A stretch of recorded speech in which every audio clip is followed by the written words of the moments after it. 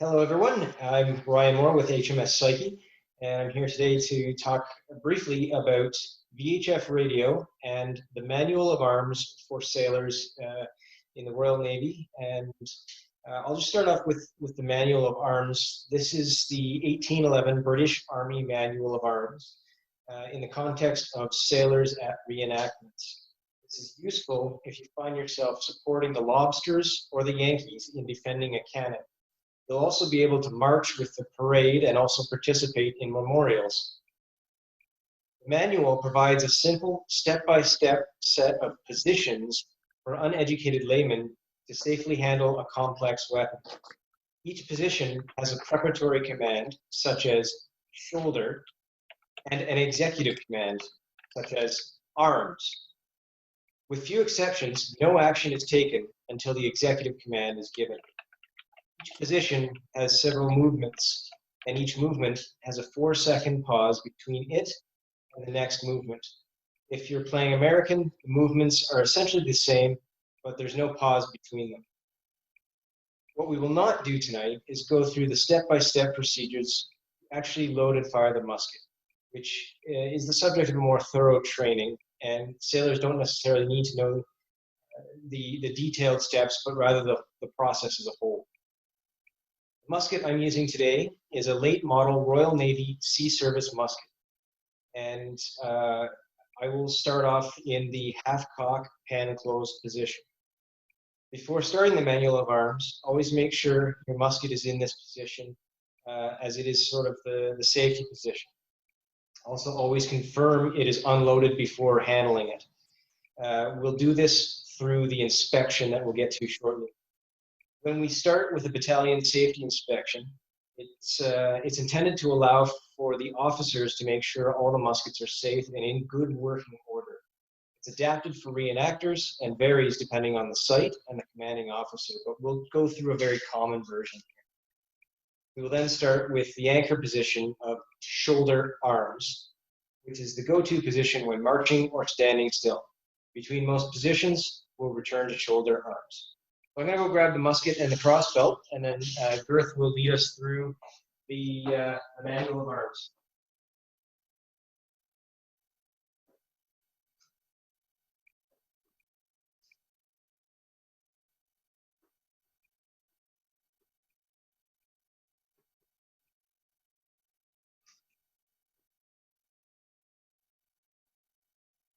All right, starting from the shoulder position, Girth, please proceed. Inspection. Port. Arms.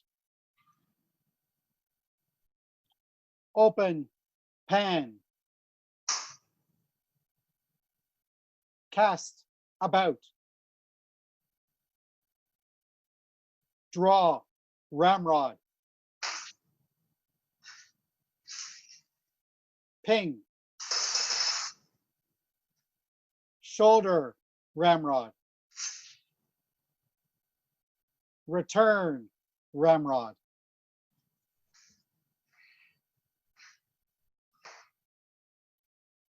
Port. Arms. Hang. Arms.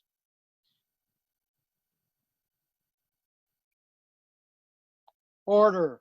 Arms.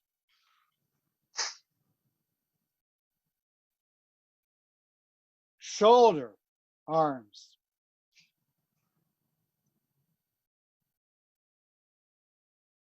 Port. Arms. Secure. Arms. Slope. Arms. Support. Arms.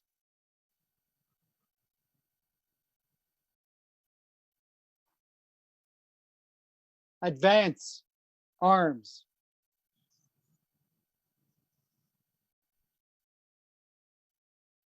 Trail.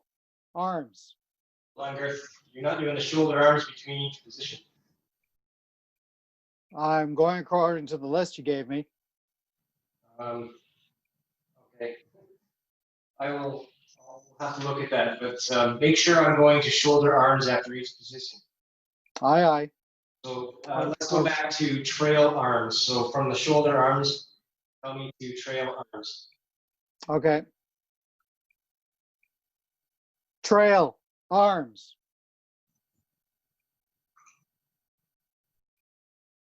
Shoulder, arms.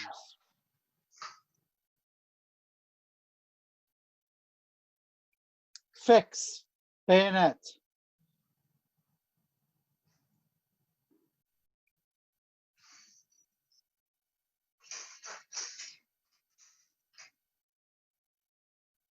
Unfix, bayonet.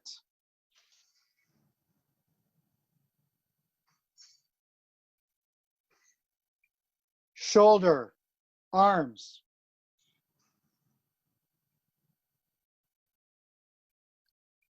Present, arms.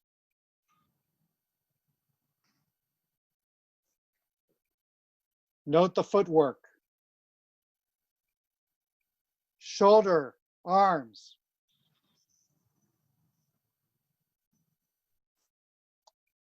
Rest on arms, reverse.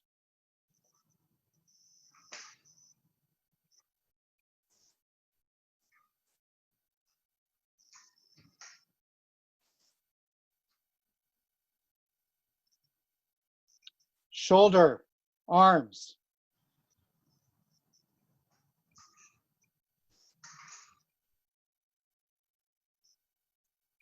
Charge, arms, bayonets. Note the footwork. Note two distinct moves. Shoulder, arms.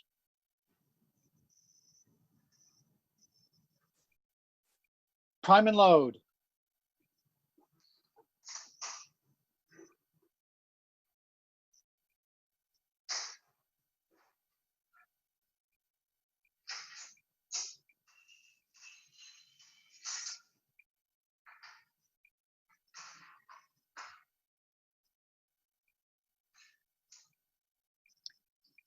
Make ready. Present. Fire. Bang. Shoulder, arms.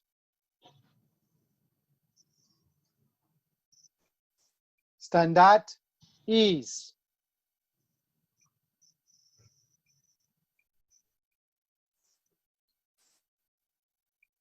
Attention. Shoulder, arms.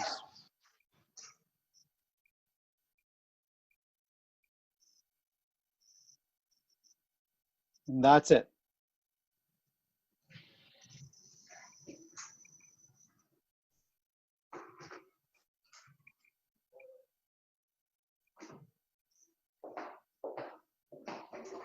So 2 questions, Ryan. Yep. What is the safety protocol aboard boats for using the ramrod? We don't put anything down the barrel, including ramrods, paper for the cartridge, any kind of projectile, rocks, ferrets, you name it, doesn't go down the barrel. The only thing that goes down any of the barrels is the black powder itself, loose.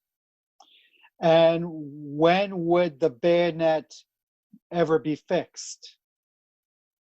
On land, when you are doing usually present arms or in a parade formation or in a memorial, usually in battles on both land and certainly on the boat, the bayonet is not ever fixed. And why is that? Well, it's basically a big long spear, and it becomes difficult to control, especially on a boat. And it can have sharp and or pointy edges, which can poke out your crewman's eye when you're 2 feet away from them. So it's just best to be safe and to avoid fixing your bayonet or using any edged weapon at all during an active reenactment engagement. Thank you very much. You're welcome. So the one thing I'll just note is that present arms is usually done with bayonets fixed, but due to the height of the ceiling here, I didn't do a lot of the maneuvers or positions with the bayonet fixed. One thing you do not want to do is rest on arms reverse with your bayonet fixed. That's the one where I stabbed my foot. Some additional examples and materials will be provided in the speaking notes along with this video. So I'm going to move on to the VHS for sailors component now. It's certainly a lot more modern than your typical signals from the time period. It looks a little bit like this. This is the HMS Psyche maritime radio, VHF radio. It's a standard form of communications in today's modern age on the water. VHF has a longer range and is more reliable than cell phones and can be heard and relayed by other boats and shore installations. You are required to have a radio operator certificate maritime, which looks like that. And this is something that you can get over a weekend. It's good for life. It's not that expensive to obtain. And it boils down to every radio is a station, and this allows you to be a station operator. This radio has a lithium battery. It charges overnight on a typical pedestal, and one charge seems to keep it operational with light usage for months on end. I have not worn down the battery at all in the time that we've been using this. I imagine heavy use or being outdoors more frequently would wear down the battery faster. Just remember, it's just a brick if the battery dies. There's two types of VHF radios. One has something called digital select calling, or DSC, and then there's the non-DSC version. DSC makes the radio also act as a beacon in emergencies. It's sort of a one button and you're good to go emergency situation. It transmits additional information about you and your vessel that you pre-program into it before you take off into the water. I recommend getting the DSC model. The standard channel for emergencies is channel 16. Ship-to-shore facilities can use one of several other open channels. The radio also has several weather channels which give verbal updates on weather conditions in your area. Each radio is considered a station, and only one station can talk at a time. It's a limitation of the VHF frequencies. Operation of the radio is similar to a walkie-talkie. You push this button and you can talk. But as long as this button is depressed, no one else can talk on that channel, any of the channels. So anything you say can and will be heard by other boats in the area and shore facilities nearby. So there's a certain protocol that's been developed for using VHF radios.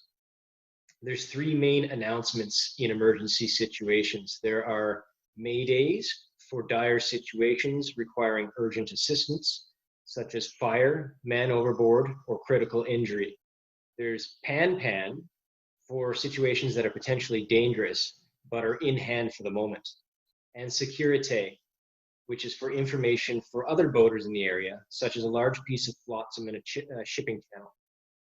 If you want to reach another station, either discuss a predetermined channel before leaving port, or on channel 16, really briefly say the name of the vessel you want to reach, and then identify a channel for further conversation.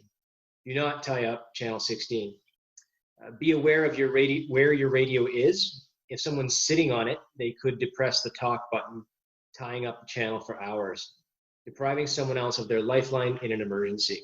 We keep ours in the pin rail around the mainmast. If there is an emergency and you do not have the license, you can still use the radio to call for help. It's probably better that you save someone's life than you worry about a simple piece of paper. So let's try some examples of calls in the context of reenactment vessels. Key things to always communicate are the type of announcement to make, identify your vessel, repeat the type of announcement and the vessel name 3 times. Identify where you are, identify the nature of the emergency, and end with over. Here's an example of a warning message. You turn to channel 16 and press the talk button. You say, securite, securite, securite. All stations, all stations, all stations. This is Psyche, Psyche, Psyche. We are firing a blank cannon charge in the vicinity of Humber Bay. Hazard to navigation. Psyche out. A more serious message might be, Mayday, Mayday, Mayday. All stations, all stations, all stations. This is Psyche, Psyche, Psyche. Mayday, Psyche. We are a two-masted open boat with white, black, and yellow paint. We have a man overboard. We are 500 meters south of Port Credit, attempting to recover. This is Psyche, over. If you issue a Mayday, provide regular updates on Channel 16. Nearby vessels may respond to assist. The Coast Guard or local police may dispatch a unit to assist you as well. If you resolve the emergency before any assistance arrives, report it as follows. Mayday, all stations, all stations, all stations. This is Psyche, 1830 Eastern Standard Time. Psyche, silence fine. We have recovered the man overboard. We are returning to shore. Psyche out. There's a lot of other details in the protocols which should be learned. These are just sort of the main features that we need to talk about in terms of key safety items that we deal with on our reenactment vessels. But I encourage all of you to try and learn this particular skill and get yourself a radio to be out on the water and be safe rather than sorry. So as we had some technical troubles with the initial recording of this video, this is just the regular video without the questions. If you have any questions, feel free to post them on the Facebook page or on the YouTube link here. And if there's anything particularly interesting about this, we encourage you to view our other videos now on YouTube and any upcoming video training that we have every other Wednesday. So for now, stay safe and maintain a positive psyche.